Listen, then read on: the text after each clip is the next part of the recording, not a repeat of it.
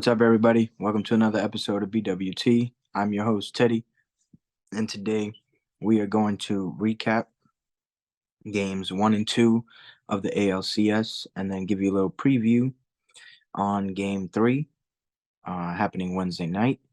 Before we get into that, make sure you guys are liking this video, commenting on this video, sharing this video. Make sure you guys are clicking the link in the description to become a member of the Refuse to Lose community. There are 3 levels. There's Pro, All-Star, and Superstar. Every level comes with different perks. If you guys want to join any of the Instagram chats, we have MLB, NFL, NBA mixed in with WNBA, college basketball mixed in with women's college basketball. We've got a college football chat. We have a combat chat, which is a combination of boxing, UFC, and WWE.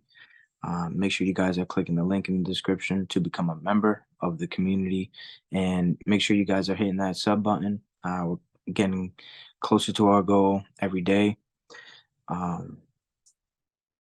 And also make sure you guys are tuning into the other shows in the network.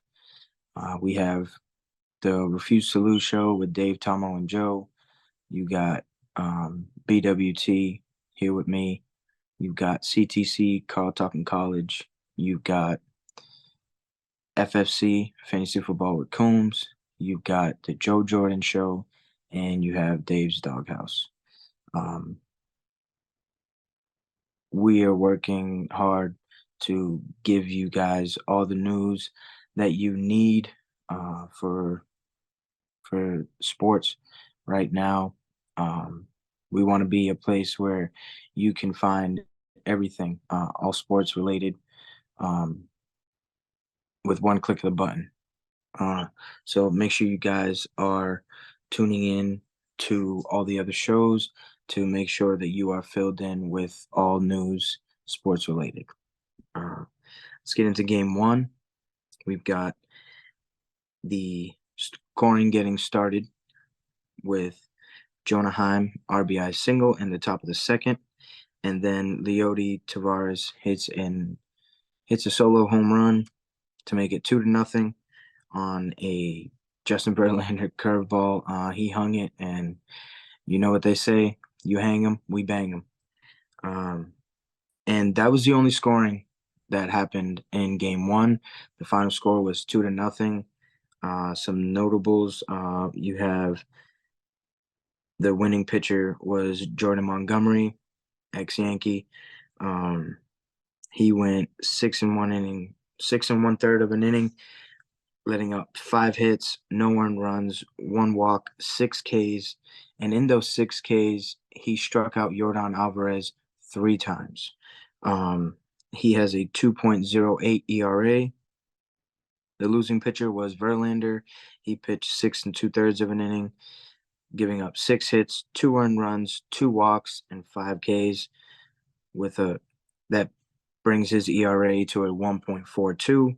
And Leclerc gets the save. He throws 1 inning of no-hit baseball, no earned runs, 1 strikeout, bringing his ERA to a 1.50 in the postseason, giving him his second save this postseason.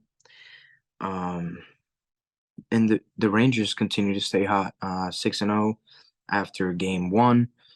In the postseason, they have yet to lose. So who knows when that's going to happen. Let's get into game 2. You've got a pitching matchup between a couple aces, Nathan Eovaldi and Framber Valdez. Earlier in my baseball chat, I said that Valdez did not look good against the Twins, so I didn't think he was going to look good today, and I was right.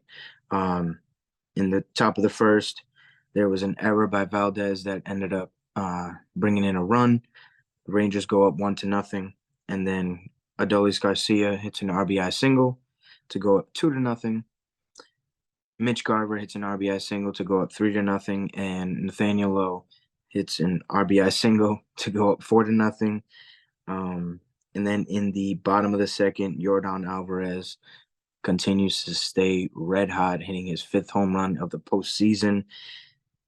Solo shot to make it 4-1. Jonah Heim comes up in the top of the third and hits a solo home run to make it 5-1. Then in the bottom of the third, Alex Bregman comes up and hits a solo home run to make the score 5-2. And then in the bottom of the fifth, Astros had bases loaded, nobody out. You had Yonder Diaz, Jose Altuve, and Alex Bregman come up to the plate. Yonder Diaz strikes out on a curveball on a 2-2 pitch. And then Altuve comes up. He also strikes out on a dirty slider.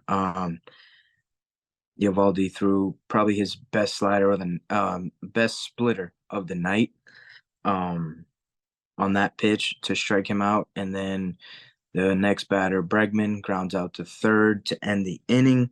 Astros come up with no runs in that inning. They were threatening, but Eovaldi did what he had to do to shut them down and keep them off the scoreboard in that inning. But in the bottom of the sixth, Michael Brantley hits an RBI double to make it 5-3. And then Yordan Alvarez just, again, he continues to stay red hot. His 6th home run of the postseason, a solo shot to make it 5-4, which was the final score. Yordan Alvarez has 6 home runs in 6 games so far for the Astros.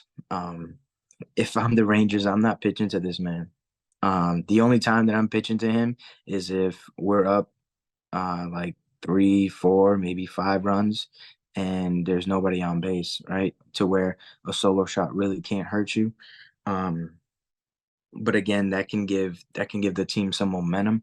So I would tread lightly against this guy, man.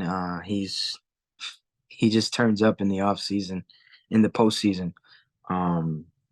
He's one of the better hitters right now that's been going on. This postseason he's just going crazy. I really can't even put it into words.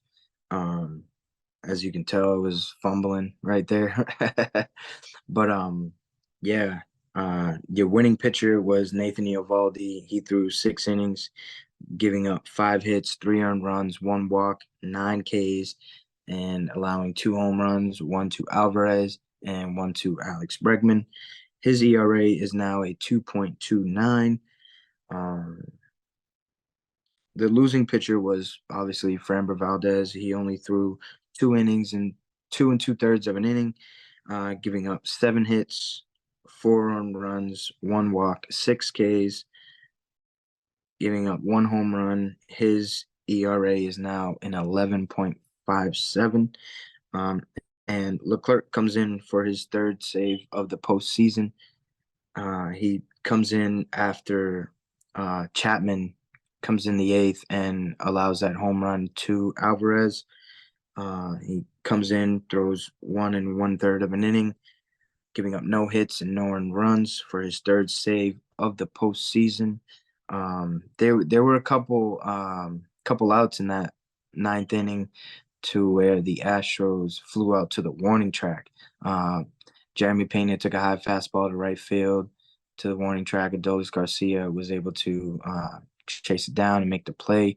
And then the last out of the game, Jose Altuve comes up and he hit a deep fly ball again to the warning track for the final out. So I would say that these Astros hitters are on him right now. So again, tread lightly. These guys are the defending champs, so you have to show them some type of respect when it comes to who to pitch to, when to pitch to them, and stuff like that. Let's get into game 3 on Wednesday night. The Rangers are up 2-0 in the series. They take the first 2 games in Houston. They still have not lost in the postseason. They're 7-0. Again, who knows when they're going to lose. Game 3, we've got Christian Javier. He's 1-0 in the postseason right now with a 0 ERA. And he is going up against Max Scherzer, making his postseason debut. He was left off of the division series because of an injury, but he was able to do rehab, and now he's able to come in and pitch game 3. And they also got Jonah Gray or Joe Gray. I'm not sure about his first name, but they got Gray. I think he's gonna go game 4 for the Rangers. So their starting rotation is pretty set for this series. I think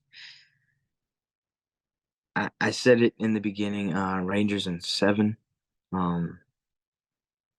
And I think the Astros come out swinging next game 3.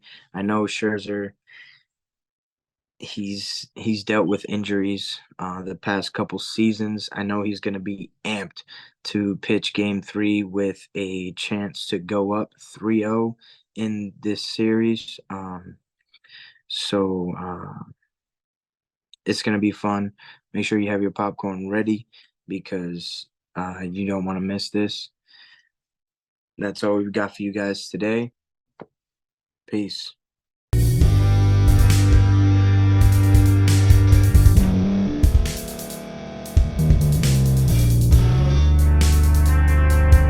Thank you for staying to the end. If you're watching this on YouTube, please like this video, subscribe, and also hit that notification button so you can be notified next time we put out a video. If you're listening on any podcast platform, subscribe and hit that notification button, y'all, so you can be notified we put out another podcast audio.